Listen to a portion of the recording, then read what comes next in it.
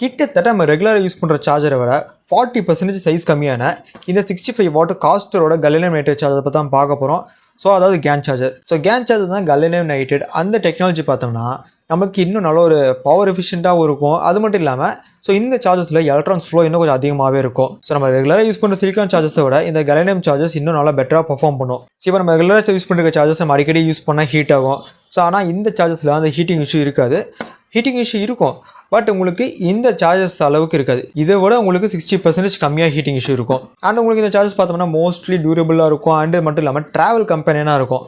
So நீங்கள் at a டைமில் இந்த சார்ஜர் யூஸ் பண்ணி மொபைல் ஃபோன் மட்டும் இல்லை லேப்டாப்புக்குமே நீங்கள் சார்ஜ் போட்டுக்கலாம். ஸோ சேம் 65 வாட் அவுட்புட்டை யூஸ் பண்ணி நீங்கள் லேப்டாப்புக்கும் சார்ஜ் போட்டுக்கலாம்.